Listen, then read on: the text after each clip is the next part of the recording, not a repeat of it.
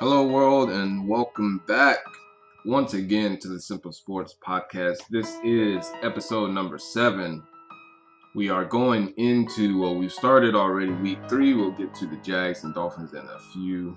But today we're going to talk about week 3 predictions. We're going to start off with a review of week 2. I missed the episode on Thursday, just had a super busy day at work. So for those out there who are happening to discover the Simple Sports Podcast, I apologize. But nevertheless, we're back today. We'll do all of them in one shot. We'll do a quick review of the week 2 games, not too long. And then we'll go into the meat of today, which is week 3's predictions, some more Draftkings picks, of course. But first, got to talk about Thursday night. The Jaguars wet the bed.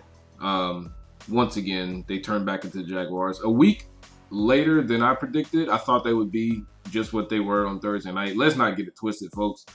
There are a lot of people that say, oh, well, maybe you got to question the Titans win or the Patriots win or whatever. Here's what I know. The Jaguars aren't very good, and they played well above their heads for the first 2 weeks, as I think a lot of bad teams may.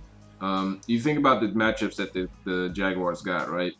A division opponent in both cases, one being the Colts, who are going through a complete structure change as far as quarterback and offense goes. So and it's week 1, no preseason. Anything can happen there, and it's a division opponent. And then week 2, again, another divisional opponent in the Titans, missing their best receiver.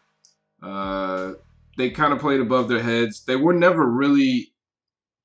Watching the game, I never felt like they were truly in it.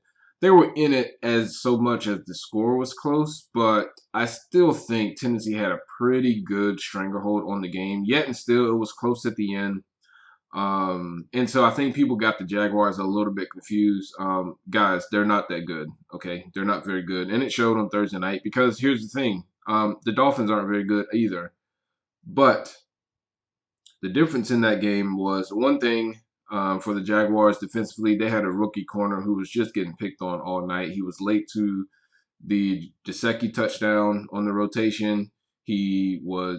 Fitzpatrick went at him, as he should. He's a veteran quarterback. He knows. And so that was a huge advantage for the Dolphins. And then Minshew on the other side of the ball, or on the other side of the field, looked lost, unable to read coverages.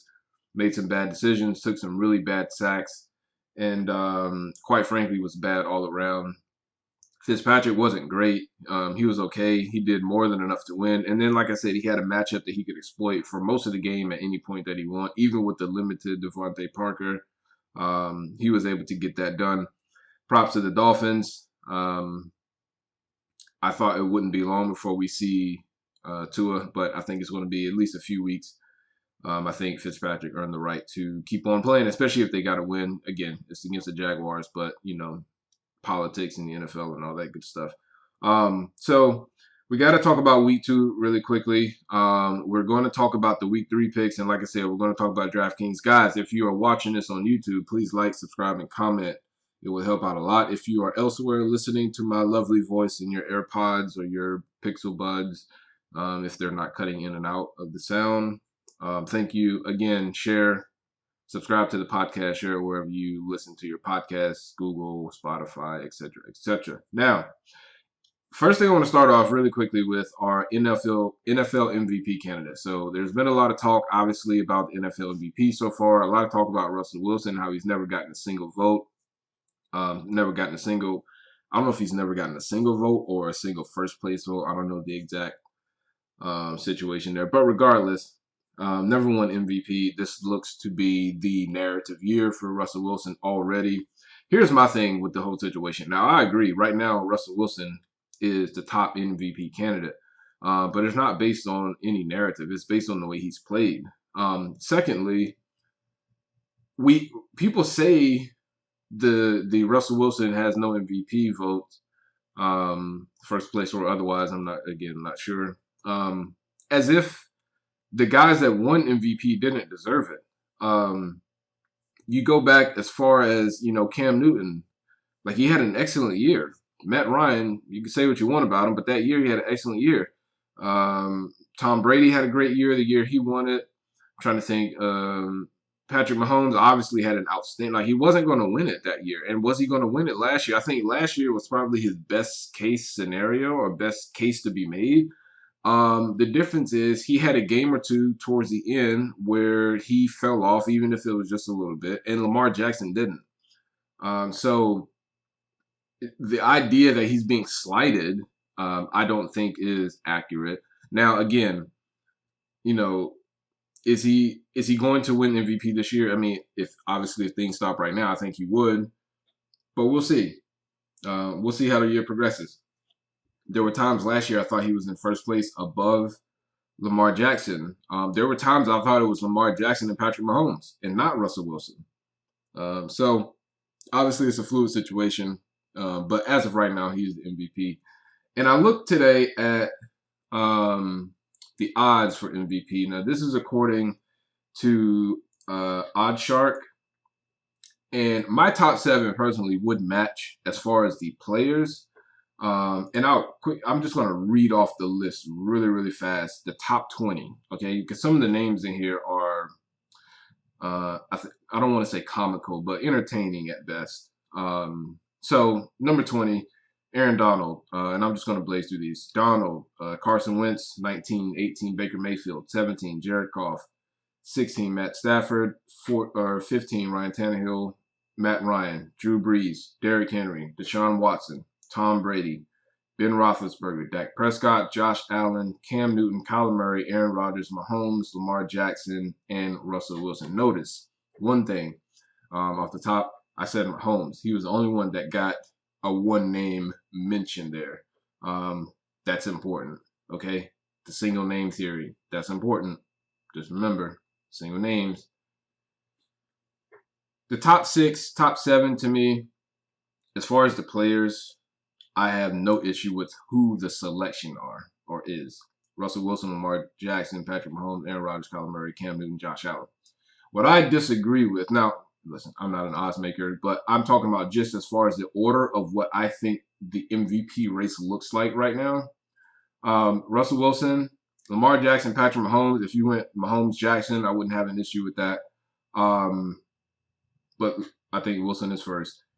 I think Murray and Rodgers should be flipped. I think it should be Wilson, Jackson, Mahomes, Murray, Rodgers, and then I also think it should be Allen and Newton. So my list would go Russell Wilson, Lamar Jackson, Russell Wilson, Lamar Jackson, or Mahomes. Again, I'm okay either way. And then Kyler Murray, Aaron Rodgers, Josh Allen, Cam Newton. Now, respectfully, according to our chart, this is as of yesterday, 25th of September. Newton and Allen are both plus 1,800. So they're tied, essentially. They have Newton listed first, but whatever. I just think Newton and Allen should probably be flip-flopped. Not so much that, again, you got to take into account the circumstances and the context, right? And so context and story-wise, you would probably go with Cam Newton.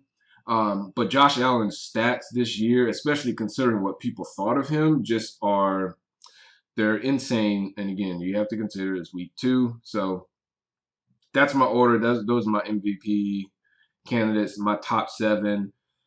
Like I said, Russell Wilson right now is the clear leader, but even this week it could flip.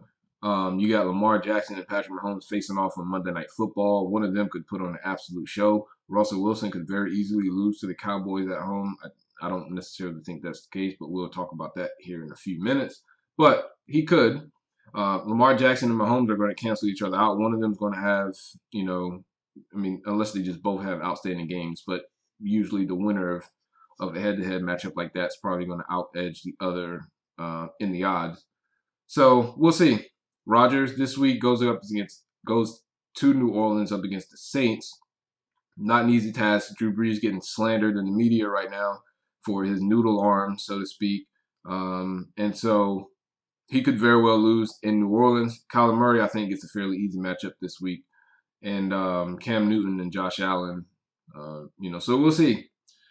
So that's it. That's what I wanted to say about the MVP candidates. Let's quickly review the week 2 predictions that I made, and it wasn't a great week. All right, so up first last week we had the Rams plus 1.5 at the Eagles. We took the win on that one. Actually, let me go back because one thing we didn't do was pick the Bengals and Browns game. Didn't cover it in my last episode. I did take the Bengals to cover, although we did get lucky with this. I wasn't so confident in the outcome. I was confident in the pick, not so confident in the way it turned out to be. They probably shouldn't have covered that game given, the garbage time nature of it, but that's also the way betting works. So, you could say it was a good pick. I would probably in this case say it wasn't necessarily a great pick, but they did cover, so we did get that one. We ended up finishing the week 7-7, right at 500. Had a couple of really bad beats, so I felt good about all my picks. Not so great on the outcomes. Rams plus 1.5 at the Eagles. We took that one easily. Eagles just looked a hot mess. 37-19 Rams. The Eagles made a run of it briefly, and the Rams quickly snuffed it out and said, no, not today. Carson Wentz looked terrible. He was pressing. He was all over the place, and the Eagles looked like a hot mess. They looked like a really bad football team. I don't necessarily think they're going to be that all year, and we'll talk about Wentz in the upcoming game, but boy, right now it is not headed in the right direction. Bucks at home versus the Panthers, minus 8.5. Covered this one, 31-17. Not bad at all. Bucks didn't look great in week 2. They looked a lot better than they did in week 1. They got a shot in the arm, I think, against a bad defense with the Panthers. And, sometimes you need that. They did cover. They did, again, at points in the game, look pretty good. At points in the game, look pretty sloppy. I don't expect much different until they get into week 6, 7, 8, when things are really concrete, a little more concrete, and they're a lot more comfortable with who they are and what they really need to do in order to win football games. Right now it's week 2 with no preseason. And to not gloss over this, America, let's please calm down with all the predictions and stuff. Like, I'm making predictions, but I'm not going overboard with my analysis because we just simply don't know enough. And there are people throwing the Bucks in the trash, the Eagles in the trash, the Browns, or whoever else. Let's just pause just a little bit. We know bad football when we see it, but we have to give some leeway here with no preseason and the way things have shaken up this offseason. No home crowds. How is that impacting games? Trust me, I know it makes a difference in places like New Orleans and Seattle. Do the Patriots win or are in that game in a normal setting? I'm not so sure. Maybe not. But we'll see.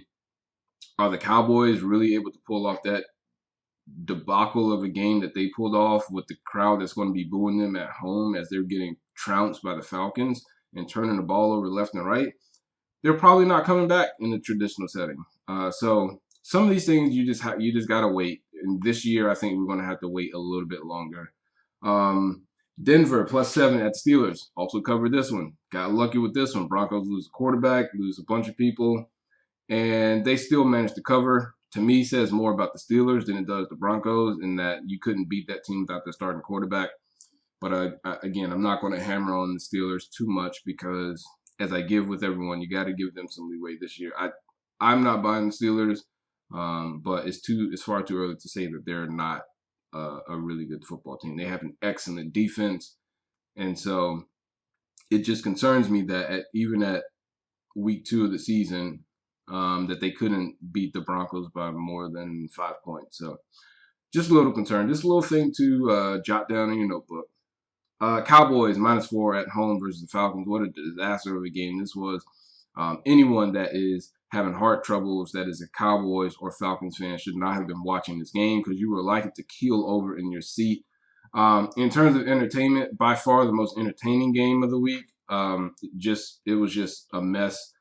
Don't know what the Falcons were doing. Quite frankly, don't know what the Cowboys were doing early on in the football game. Ultimately, it doesn't matter. They did not cover, and they won the game. 2 things that I just hate about the Cowboys. They tend to do that a lot. So 49ers +7 at the Jets. Did cover this one. Not going to spend too much time talking about the Jets. They are just a dumpster fire. The 49ers, unfortunately, are battered with injuries. Still not enough for the Jets to even compete in this football game. Niners win 31-13. Bills minus 5.5 at the Dolphins. Did not get this one, I don't believe, right? Yeah, we didn't cover this one. 31-28. Bills get the win. Don't cover the spread. Bills look pretty good. Dolphins competed. They smoked the Jags on Thursday Night Football. They're in it tight with the Bills. They're in it tight with the Patriots. I know Brian Flores is a pretty good coach. What is this team exactly? Is this a team, for example, that if they turn the ball or they turn the team over to a younger, more what people think better quarterback in Tua, could this be a Bills team like last year that's, just kind of not sputtering along, but just chugging along? Like, they're not going to demolish people, but they have a quarterback that can do different things on the ground with his legs. Tua is obviously not a running quarterback, but my point is the energy going to be different with Tua? And is that energy so different that they could maybe win that Bills game that's 31-28, they lose by a field goal? Could they potentially win week one against a brand new Patriots team, putting things together last minute with Cam Newton, a defense that's been just decimated as far as people leaving or opting out of the season? Could the energy be different for the Dolphins if Tua was in the starting lineup? Could they be 2-1 right now? Or 2-1. Could they be 2-1? It's tough to say. I don't think the Dolphins are very good. I just think what we've seen over the last 2 weeks from the Dolphins, or the last 3 weeks, I should say, because they played their third game, is the early season chaos that we're experiencing, and again, more amplified with no preseason. So I wouldn't pay too much attention to the fact that the scores were close against the Bills and that they blew out the Jags. Don't think that they're very good. Minnesota +3 at the Colts. Totally whiffed on this one. Totally whiffed. I should have known better after week one because they looked terrible against the Packers, and I decided it was just week one. The Vikings may be a bad football team, not just having an off year. They may be a bad football team with a bad quarterback. I thought Kirk Cousins had come around last year, and it would appear that he hit his head on something in the offseason because he is not right. Their team is not right. And totally whiffed on this one. They got smoked by the Colts last week. I looked up, and it was not even close. I think Kirk Cousins threw the ball 3 times or like 6 times in the first half. Just overall, not good. Not good from top to bottom from the Vikings. Still not a believer in the Colts. They have Phillip Rivers at quarterback, so I ain't buying it. But the Vikings, man, what a disaster. Packers -6 at home versus the Lions. The Lions are going to Lion. They, Matt Patricia, Matt Stafford, the Matt twins. I mean, what do you do if you're a Lions fan? Like, you can't catch a break. The coach is about to be fired probably after this week if they get demolished. It was an easy cover for the Packers. I still am not 100% sold on the Packers. Now Devontae Adams is out for this week. Tough matchup. But the Lions, listen, I was there before, not quite where the Lions are, but being a Titans fan, we didn't have great years for a long time. And I feel bad for Lions fan because it's been far longer, and they don't appear to be heading in the right direction. Bears +5.5 at home versus the Giants. Took this one. Giants are as well a dumpster fire. Now they've lost Saquon Barkley. Bears, Trubisky is playing well. He's playing well enough to keep his job, and the defense is doing their part. I like the Bears this week as well, but we'll talk about that. Washington +7 at the Cardinals. Totally whiffed on this one. Washington may be one of the worst teams in football as well. Dwayne Haskins he's not doing it for me. And I love him at Ohio State because I'm a Buckeye fan, but he's not cutting it right now. And defensively, I think they're fine, actually. Kyler Murray carved them up last week, but, offensively, they're not doing them any favors. Like, you have to do your defense some favors, and they're not doing it. So, whiffed on that one +7 at the Cardinals. Pats +4 at Seattle. This is one of those bad beats. They're down at the 1-2 yard line. Cam scores right there. You win this bet. They stop him. You lose. It is what it is. It was a great game. One of the best games of the week, easily, between two great quarterbacks, two great teams. Something I'm going to talk about here in a second. And unfortunately, we didn't get the cover there at the +4 for the Pats. And then we had the Ravens -7.5 at the Texans. No problems there. Titans, I did whiff on -7.5. I wouldn't say whiff, but they just didn't play their tip-top game. They weren't very sharp early on. They let Minshew get around and complete some passes, some third downs. Didn't cover, won the game, so I'm cool with it, especially over a divisional opponent. I'll take that as a fan any day over the gambling part, just because it's been misery for so long. But I think they'll cover just fine this week. And then Chiefs -8.5 at the Chargers. Also missed on this one. You know, it is what it is. Chiefs got off to a bad start. Ended up coming back. And then who knew Justin Herbert was going to have the type of game he had. Showed up, showed out with just a few minutes before the game started to know that he was going to be the starter. So hats off to Justin Herbert. Chiefs -8.5, no cover there. And then the Saints -5.5, whiffed on this one. Drew Brees looked like he had a noodle arm, so they say. I don't think that's the case. I definitely think he's looking older. Does he have a noodle arm? No. Is he able to make the throws that he used to make? I mean, he never had a powerful arm. You know, he was more accurate than power. So am I too concerned about his arm strength? No, not really. Arm strength isn't just throwing the ball down the field. Arm strength is fitting it through windows that you otherwise wouldn't be able to. And for the most part of his career, he's had decent arm strength, and most importantly, he's had great accuracy. That's what I see waning. And the ability or the willingness to stand in the pocket and make those throws. I don't see this arm strength thing. But Michael Thomas is also out. When you have one guy that's out that's, you know, half your offense, that's going to be a problem. And probably should have went with that. I more so went with that pick because the Raiders I didn't believe in, but I'm coming around on the Raiders. So 7-7 overall brings us to 17-14 on the year. Not too bad for the first 2 weeks. I'd love to be, you know, like 20-10, 20-11, something like that. But, you know, 17-14 through 2 weeks with no off season. I think that's a pretty decent effort so far. Now, we want to try to add to that with our week 3 picks here for today. All right, so I actually want to start with the Ravens and Chiefs. I have the Chiefs +3.5 at the Ravens. And not so much, this is going to be the game of the week, obviously. Lamar Jackson, Patrick Mahomes. I want to start with this game because first, I'm just glad it's getting center stage. It's something that everyone needs to see. We saw the Ravens and Chiefs play a few times, but not during like prime time. I think they played once in the early. I think the first time they played was in the early window, like the 1 o'clock window. I'm not 100% sure. The last time they played, I believe, was in the 4 or 4:30 window. Maybe they both were in the 4:30 window. I don't know. Regardless, Sunday or Monday Night Football, the whole world is watching, and they need to be because this is going to be excellent. The reason I wanted to talk about this first, not so much because of the game or the talents or like the football aspect of it, but just this. First of all, you have two of the best quarterbacks in football. You can rank them where you want to rank them. I would go Mahomes first. I probably would put Lamar Jackson at 3rd or 4th even potentially behind Russell Wilson. I still think all things considered, I would probably put Aaron Rodgers 3rd.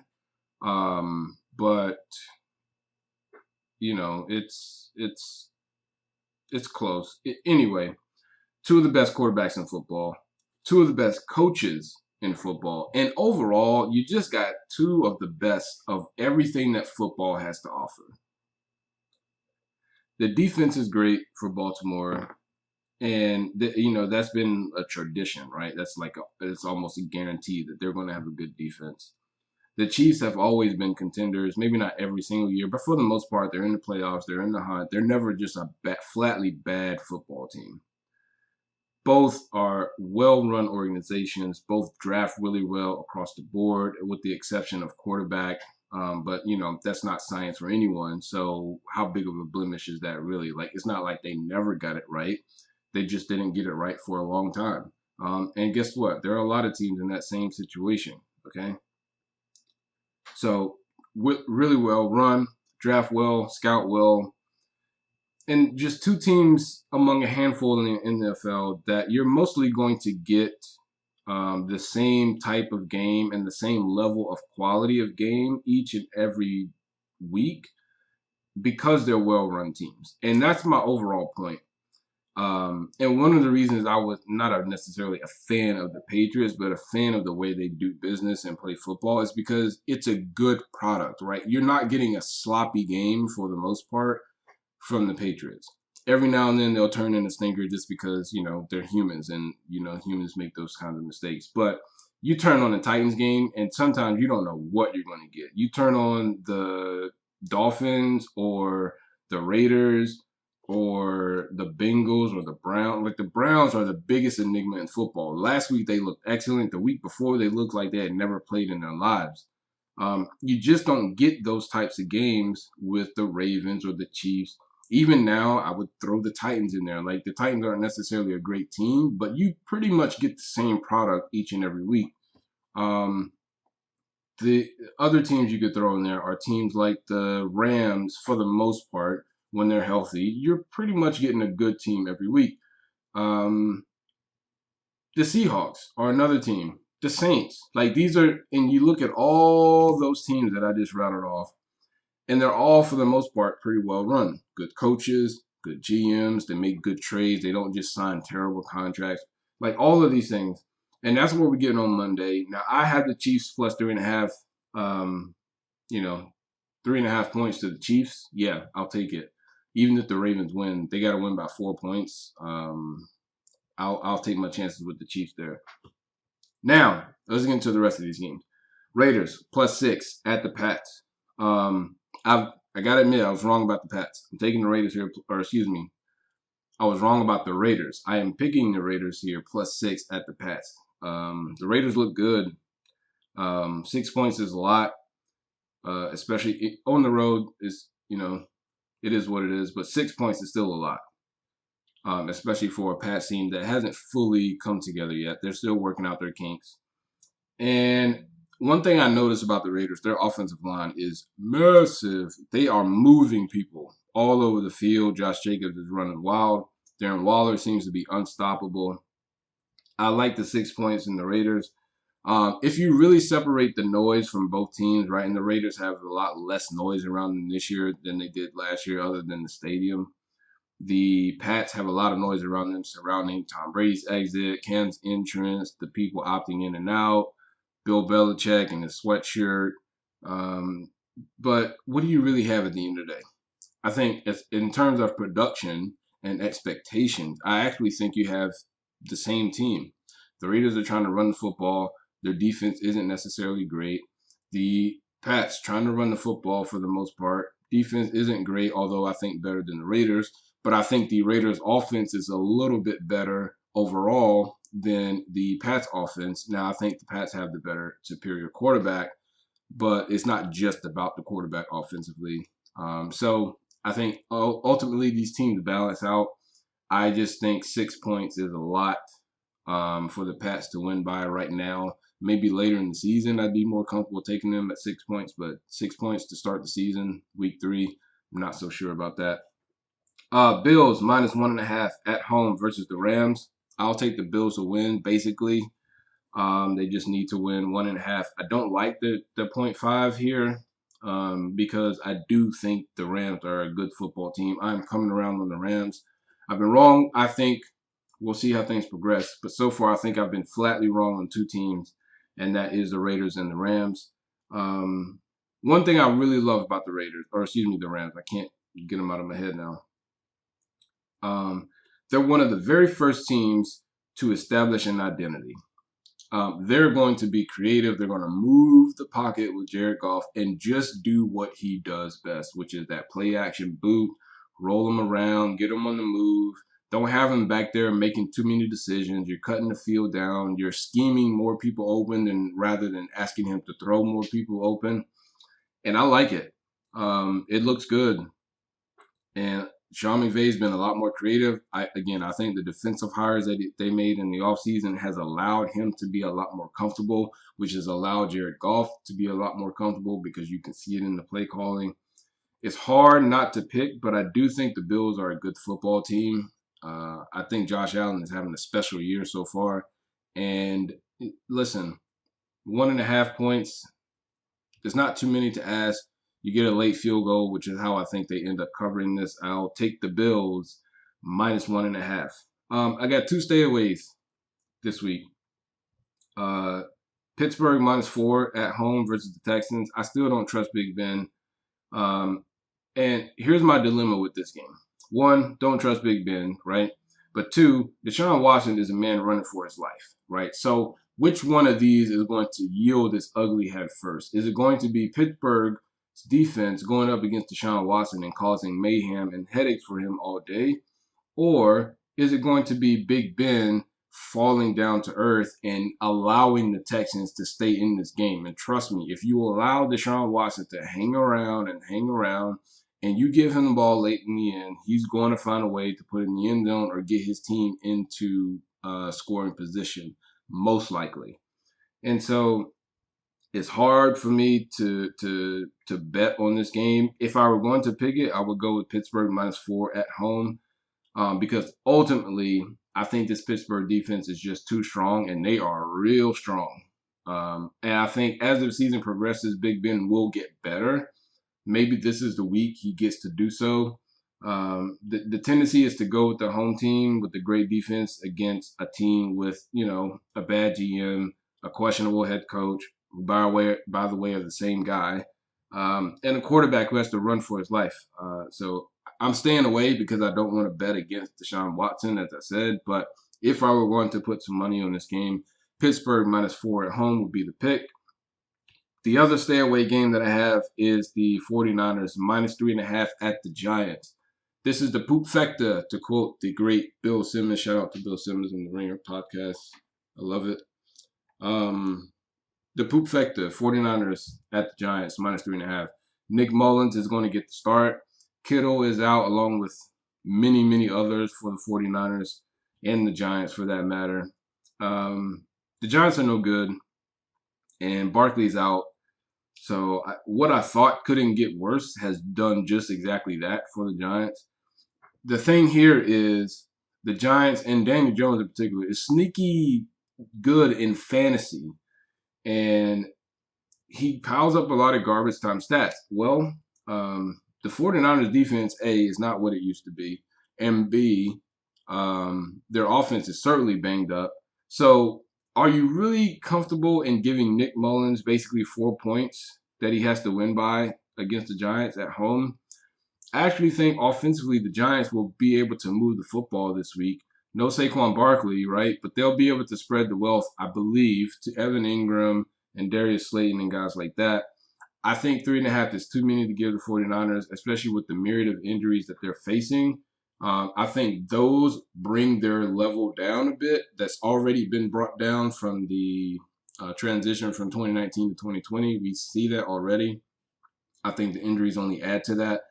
And I think the Giants will be able to play and sort of hang around in what will be a pretty ugly football game. But I'm not touching this. I think the 49ers win the game, but I think the Giants could cover that 3.5. But like I said, I ain't touching it. Now, up next, we have the Titans -2.5 at the Vikings. I'm taking the Titans here -2.5. Gostkowski, I think, will come into his own. I think he's already coming into his own. He looked a lot better, although he did still miss a kick in week 2, but he looked much, much more comfortable in week 2 than he did week 1. And I think as the season progresses, he'll continue to improve and get better. He's not a terrible kicker. I think he just, got off to a shaky start. The whole world's watching. We've been waiting for football all this time. He gets off to a shaky start, and everyone is throwing haymakers at him. I think he'll be okay. I'm not saying he's going to have, some great year. Just think he'll be fine. I think you just need to give him some time. Having said all that, the Vikings are bad, and Cousins is playing his absolute worst football. I believe the other day in week 2. I believe he threw maybe 3 times in the first half or like 6 times, something ridiculously low. It's just not good. It's not good. It's not looking good for the Vikings. Their defense is looking terrible. Their offense is looking just as bad. And here come the Titans, who, while they haven't been playing great, they're 2-0 and they've gotten 2 good wins. And they're feeling confident. And they're on a mission. Last year, they got beat by the Chiefs after they were a fairy tale story going into the playoffs. They rolled through New England. They rolled through Baltimore. They were up on Chiefs, and then it all came crashing down. I think they're looking to avenge that. This is one of the 2-0 teams that I don't think is going to rest on its laurels at 2-0. I think they're going to be trying to push and improve, and the Vikings are just going to be in the way this week. I think this is going to be the Titans' first big win as far as like point differential. Listen, again, they aren't playing great, but I think they're going to get more into their own. A.J. Brown is still out. But altogether, this Titans team is far more cohesive than the Vikings are, because they are a mess. It would worry me in a traditional setting if there were a crowd and all of that stuff. The Vikings crowd can be tough, but the Vikings aren't very good, and there's no crowd. I think this thing is probably going to get ugly. This is the second week in a row I've predicted a Titans blowout. I was dead wrong last week, although I think it was a little fluky. I don't think I'm going to be wrong on this one. Washington +7 at the Browns. This has nothing to do with the Browns. I just think 7 points is too many. Well, it does have something to do with the Browns, but not so much that I don't think the Browns could cover. It's more so 7 points is a lot for anyone, let alone the Browns. I just haven't seen it, right? Like, for them to get that kind of respect. I know Washington is bad, but so is Cincy. And the difference is Haskins really just hasn't found it yet. I'm not sure he will. I'm a big Buckeye fan. I love the Buckeyes, but I just don't think Dwayne Haskins has it. Not yet. And maybe it's, the things around him now that he has Ron Rivera. Maybe he'll start to get things on track. He looks better than he did last year, but I mean, how much better? It's not by a long shot. So I think the Browns win this, but 7 points for the Browns. I'm not ready to go there yet. Just not quite ready to go there yet. I think the Browns, however, to counter that, I do think they have unlocked something here with Kareem Hunt and Nick Chubb. I do think that is a combo that works. Very often you see a running back by committee. This is more of like, it's hard to say 2 superstars, but it's like having 2-star running backs. I mean, most teams that go by committee, they either have a bunch of just talented guys, above average guys. Rarely do you see 2 stars, potential superstars, at the running back position, and both of them are capable of going off on any given day. So I like that balance between the two. It's not great for my fantasy because I do have Nick Chubb, but just for the Browns in terms of winning, it's good. Baker looked sharp last week, albeit against a bad team in Cincy. But sometimes it's like when you're playing Call of Duty, right? Sometimes you need to play in a bot lobby and just pub somp for a bit, just to get the thumbs loose, to feel good, to build the confidence. And I think that's what the Bengals were for the Browns. Now, it didn't quite end the way that you would think they would want it to, but maybe that's what the Browns needed, just to put a little pep in their step. Let's not forget, week 1, 2019, they come out, they get beat 43-13 by the Titans. What they do this year, 38-6 to the Ravens. Then they come out in week 2, and in 2019, they smoked the Jets by 20 points, and everything's all right with the world. And then things just get sporadic from there. The Rams, they get an L, they lose by a touchdown. Ravens, they dominate the Ravens somehow at home.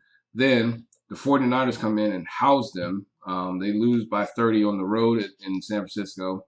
Then they lose by 4 at home to the Seahawks. They lose by 2 touchdowns on the road at New England. Lose on the road at Denver. Then they win 3 straight home games against the Bills, Dolphins, and Steelers. 1 playoff team and 2 bad teams. And then down the stretch, when they absolutely need it, they go 1-4 in their last 5 to finish the season 6-10. it wasn't very good after the first 2 weeks. Despite it going the same way, blowout in week 1, they come back in week 2 with a strong victory. What's there to love here? I don't know. Plus 7 points for Washington is too many. If you look at you look at the Browns this year, their upcoming schedule: Cowboys are at Cowboys, home for the Colts, at the Steelers, at the Bengals, home for the Raiders, Texans, and Eagles, at the Jags, at the Titans, home for the Ravens, and then they finish the season at the Jets and home for the Steelers. There are potentially 8 losses in that rundown I just gave you. They could go to Cowboys and lose. They could lose at home for the Colts. They could definitely lose to the Steelers. They could potentially lose to the Bengals at home. That's 4 straight. Then the Raiders, they could lose that. That's 5. I think they beat the Texans. I think they probably beat the Eagles. But at that point, their confidence is probably shot. They're probably shaking the team up. If they actually lost that many games, now I'm not saying that they're going to. I'm just saying the potential is certainly there. Then they go to the Jags. Then they go to the Titans. That's a potential loss.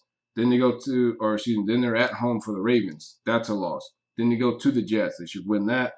And then they're home for the Steelers. That's a loss again, or could be a loss. So all I'm saying is, yes, Baker looked great. The Browns looked great. They had what I think is a new key to what they're going to be doing fundamentally with Kareem and Chubb. But let's not set sail fully just yet on the Browns. Bengals plus 4.5 at the Eagles. Yes, I am taking the Bengals here. Despite the shortcomings of the Bengals, there are 2 teams that are meeting this week heading in opposite directions. That is the Bengals and the Eagles. One team with the Bengals, while not very good, they have found confidence and resolve.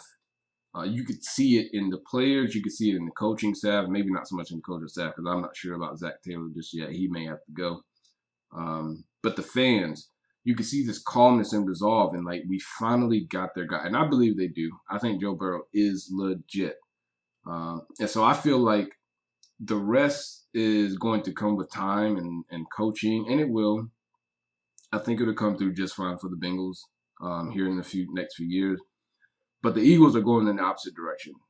They aren't sure if they have their guy. At least some fans aren't. Maybe the coach isn't either. I don't know if you saw the press conference last week when they talk about his progress versus regress a little bit. I'm not exactly sure what he intended there, but it didn't sound good for the Twitter world, that's for sure. Wentz looked terrible last week, and he pressed and he pressed and he pressed, and the Eagles lost as a result of it. On top of what he was doing, their defense can't stop anyone. They gave up 37, I believe, to the Rams. Maybe 31. Yeah, 37 to the Rams. And look, I said it before. I'll say it again, but I don't think Wentz survives the season, either due to injury or due to him being pulled for Jalen Hurts. It's going to happen. You mark my words. I'm telling you right now, the guy's going to either get hurt because he can't protect him and he's doing too much as a result, or in addition to, I should say, or the fact that because here's the thing, if he continues to play the way that he's been playing, it is not going to go so well. The Eagles this week, if they lose to the Bengals at home, it's going to start this week. I can guarantee you that. It's going to be the conversation. So just keep an eye on that.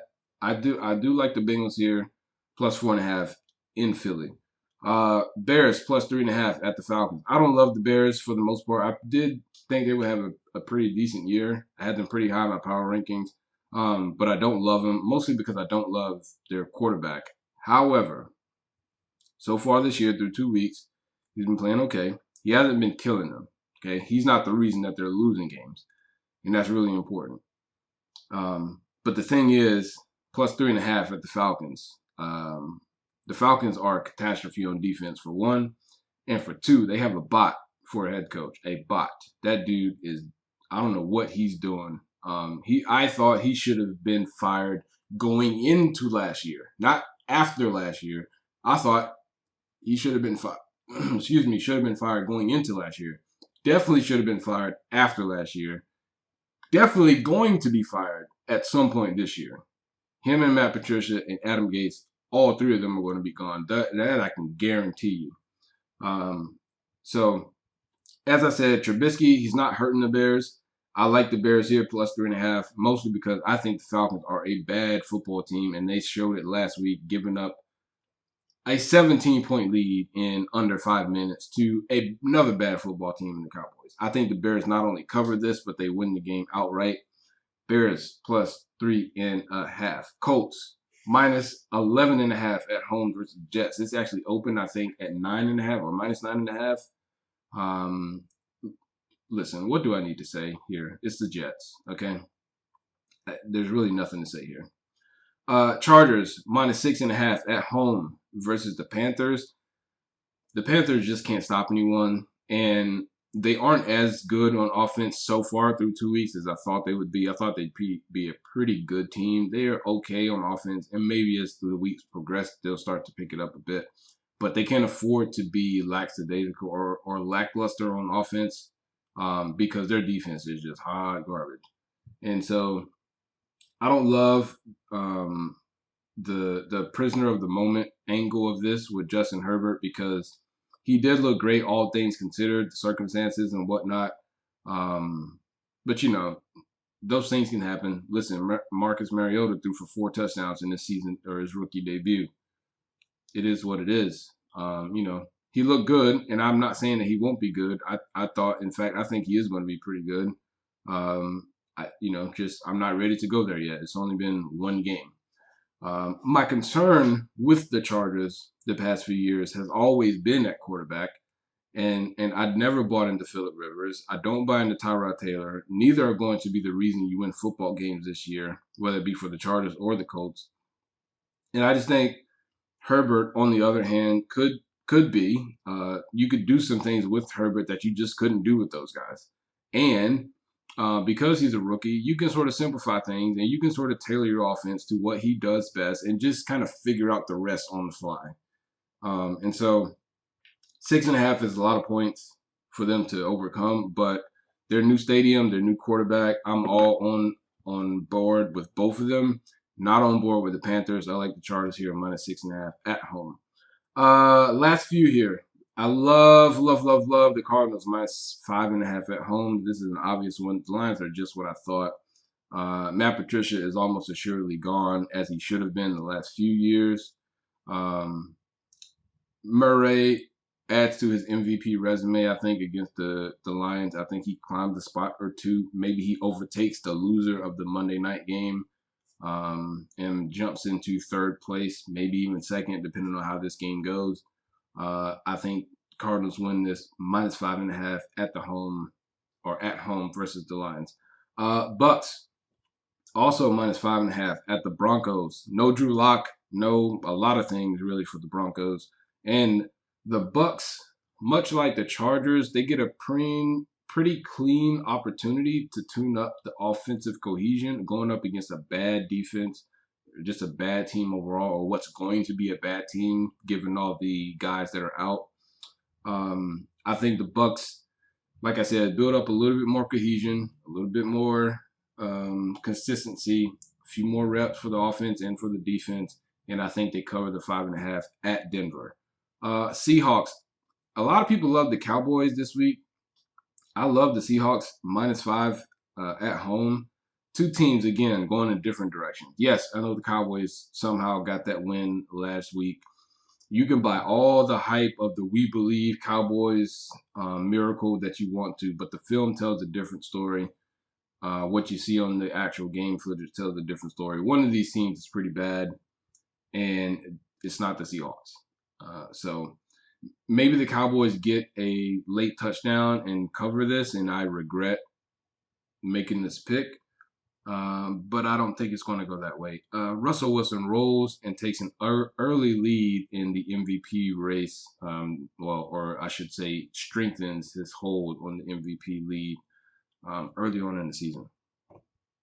All right, and the last game, the Saints minus 3 at home versus the Packers. No Devontae Adams makes me hesitant to pick the Packers. I think Rodgers will be able to spread the wealth. I think this is going to be the first ding in his MVP case. I don't think he's going to have a great game here. No Devontae Adams.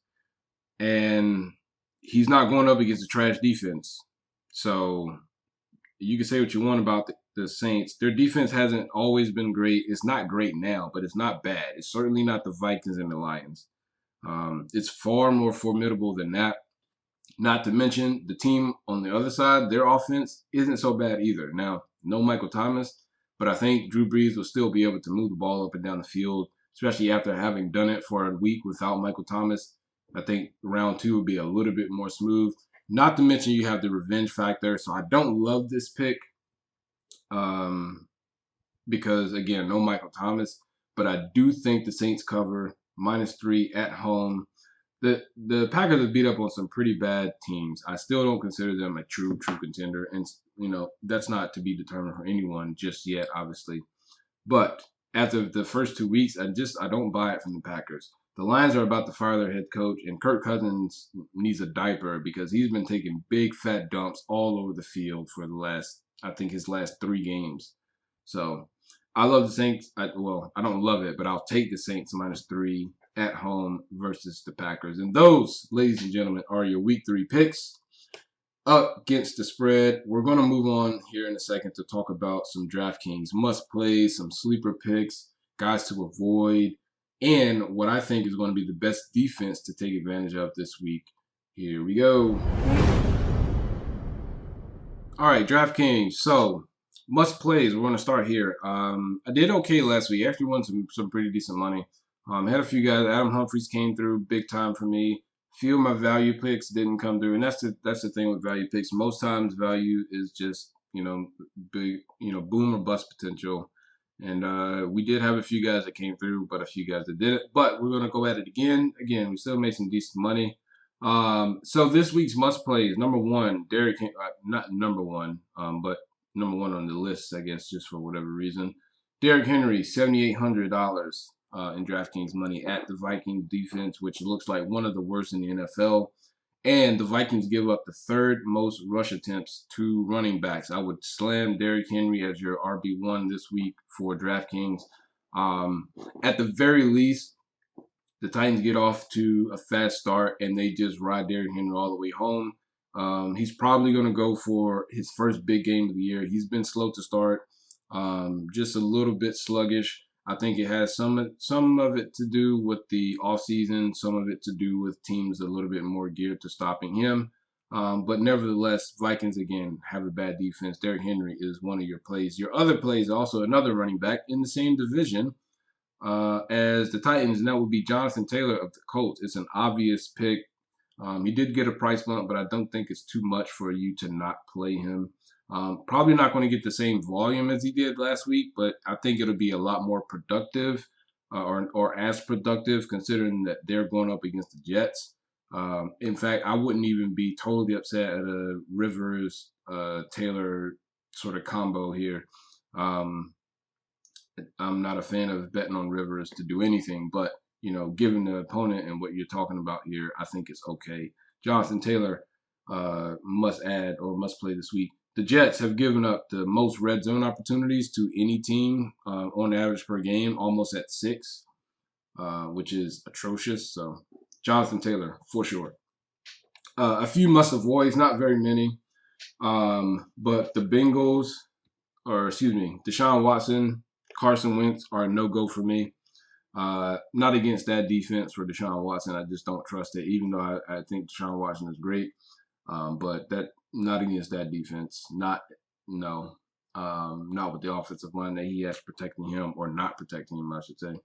And then Carson Wentz, until I see him and the Eagles get their stuff together, I wouldn't touch them with anything. I wouldn't pick up any of their draft or their skill players. Wouldn't pick up their defense. Wouldn't pick up a tight end, a running back, maybe a running back in Miles Sanders. But Carson Wentz or anyone else, no chance. No chance at all. Now, maybe this week he gets a shot in the arm against the Bengals. They're not a great team.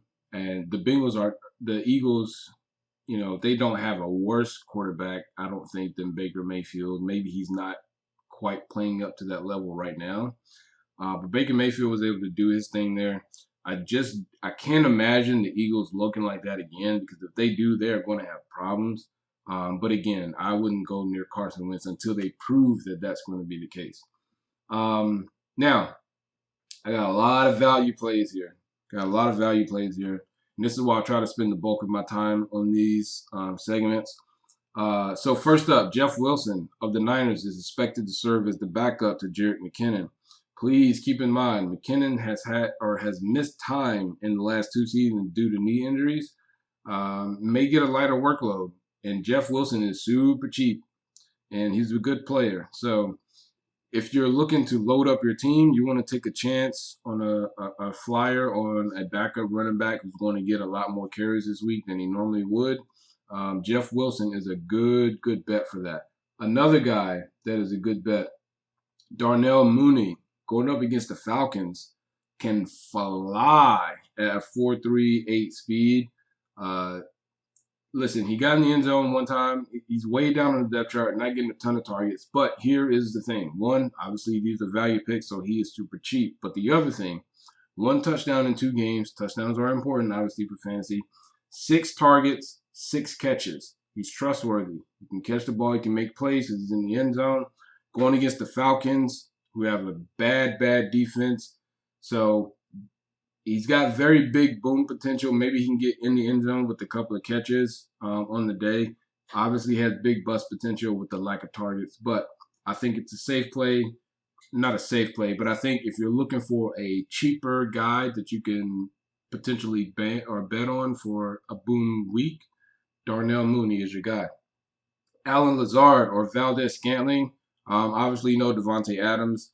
The Packers are going to be, I don't want to necessarily say in the shootout, but in a fairly high-scoring game with the Saints. Neither defense is outstanding, but neither offense is great as well. So I think they'll be able to score a few points, a few touchdowns.